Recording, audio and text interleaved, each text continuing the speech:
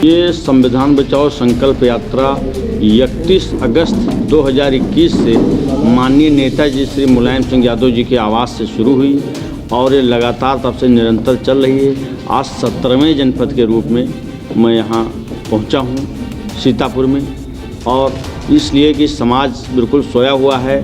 भाजपा सरकार ने उसका ध्यान बिल्कुल बांट रखा है दूसरी तरफ, और इसलिए लोग और संविधान को नष्ट करने का पूरा प्रयास सरकार द्वारा चल रहा है, और सरकार पूरे दमन चक्र से इस देश में अपने शासन को चला रही है।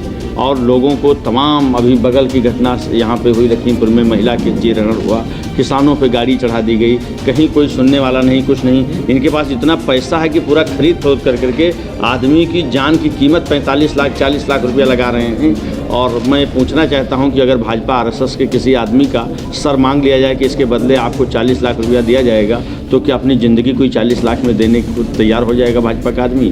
तो इसलिए किसानों को गए गाड़ी चढ़ा दिए, उसके बाद उनको मुआवजा दे रहे हैं। और उसके पास क्योंकि घमंड में इतना चूर है सरकार, उसके पास इतना पैसा है, उसने कोरोना, उसके बाद जो है समझ लीजिए कि एनआरसी और फिर इन सब चीज़ों से इतना पैसा कमा लिया, नोटबंदी से खरबों रुपया उसके नागपुर के कार्यालय में जमा है। उत्तर प्रदेश का देश के सारे कार्यालय बन गए भाजपा के, उसके बाद भी इतना पैसा है कि घमंड में चूर है कि सब कुछ हम पैसे से खरीद लेंगे। और अगर इस भाजपा को लग जाए कि 1 करोड़ लोगों की हत्या करा दी जाए और उसके बाद ये सरकार बन सकती है, और उसको संतुष्ट करने के लिए हर आदमी को 1-1 करोड़ रुपया देना करके संतुष्ट किया जाए, तो उसके बाद इतना पैसा है कि 1 करोड़ लोगों को वो 1-1 करोड़ रुपया अलग से दे करके और लोगों को खरीद सकती है उसकी जान की कीमत। और इस कोरोना में और अभी तक उन लोगों को, भाजपा के लोगों को क्या पता कि कैसे कैसे जिसने अपना बेटा खोया, जिसने अपनी बुढ़ापी की लाठी खोई, जिसकी रोटी थाली से गई, जो भुखमरी के कगार पहुंच गया, ये दर्द तो उसको मालूम है।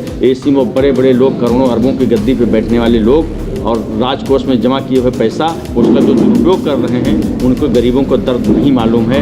इसलिए पूरा ध्यान ये हिटलर शाही व्यवस्था पे चल रहे हैं। हिटलर की ये व्यवस्था थी कि पहले लोगों को भूख से तड़पाया जाए, भूख से मारा जाए, अब उसके भूख की कीमत समझाई जाए, फिर उसको अनाज दिया जाएगा तो वो बहुत खुशी होगा और धन्यवाद भी देगा। फिर उसको सड़ा भोजन भी दिया जाएगा, कई दिन का बासी भोजन भी दिया जाएगा, खाएगा और धन्यवाद देगा जब उसके पेट में जाएगा। भाजपा सरकार बिल्कुल हिटलर के पद चिन्हों पर, नरेंद्र दामोदर दास मोदी और इस प्रदेश के मुख्यमंत्री अजय सिंह बिष्ट बिल्कुल उसी पद चिन्हों पर चल रहे हैं। कोरोना लाए, कोरोना बीमारी फैलाए, लोगों को रोजगार छीना, भूखमरी के कगार पर पहुंचाया। अब 5-5 किलो सड़ा चावल बिल्कुल किसी के उसकी कोई वो नहीं है, जिस तरह जानवर को नहीं दिया जाता है उस तरह का चावल लोगों को दे रहे हैं। लेकिन लोग भूखमरी के शिकार हो चुके हैं, सारे रोजगार नष्ट हो चुके हैं, और इसलिए उन लोगों को खुशी हो रही है कि हमको 5 किलो फ्री का चावल, अनाज और लाई मिल रही है। तो इससे ध्यान उनको भटका दिया उन्होंने मूल चीज़ों से, और उसके पीछे संविधान को नष्ट करने का काम चल रहा है। और ये भाजपा का बहुत पहले, ये जब 1905 में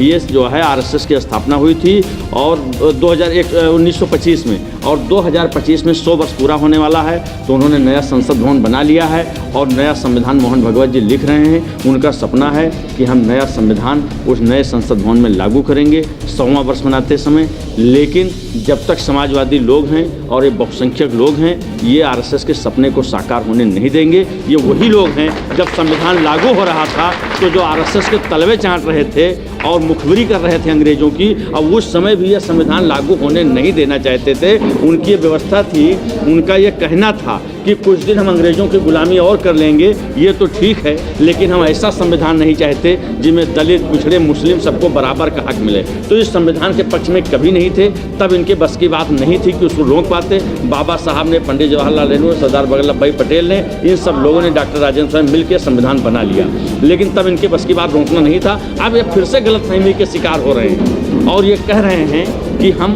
फिर से अब इस संविधान को नष्ट करना चाहते हैं, लेकिन न मंसूबे इनके तब कामयाब हुए और न अब कामयाब होंगे, और किसी कीमत पर ये संविधान, बाबा साहब के देश, संविधान से ये देश चलेगा। उनकी घटना के बाद गृह राज्य मंत्री का लगातार विपक्ष जो है इस्तीफा मांग रहा है, अभी तक इस्तीफा नहीं दिया, क्या कहें? वो अभी मैं इस पर बहुत लंबी विस्तार से चर्चा करने आया हूँ। यही बात बता रहा हूँ कि किस किस जगह कहाँ कहाँ इन्होंने मर्यादा खोई है। सारा इन्होंने अतिक्रमण कर लिया है, न्यायपालिका और लोक सेवा आयोग, बड़ी बड़ी संस्थाओं पे इन्होंने कब्जा कर लिया है।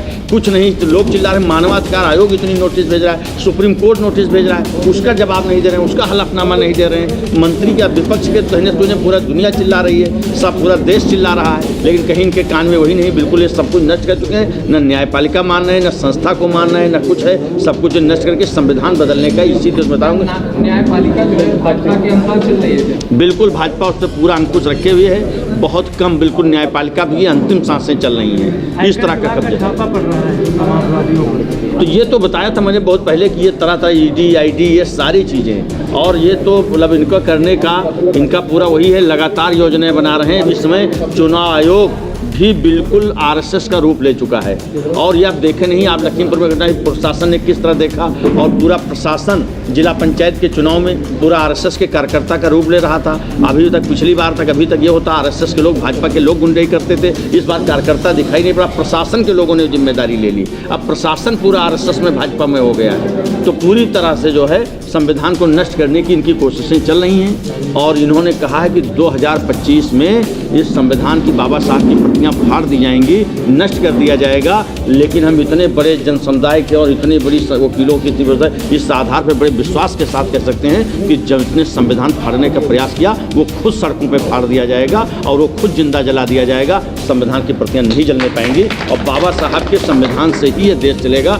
दूसरा कोई देश, इस देश की जनता दूसरे संविधान को एक्सेप्ट नहीं कर सकती। और उस समय बड़े बड़े विद्वानों ने इस देश की व्यवस्था के अनुसार ही, यहाँ के जलवायु और यहाँ के वातावरण के अनुसार ये संविधान बनाया था, इसलिए यहाँ कोई दूसरा संविधान चल ही नहीं सकता। 2022 में कितनी सीटें लाएंगे?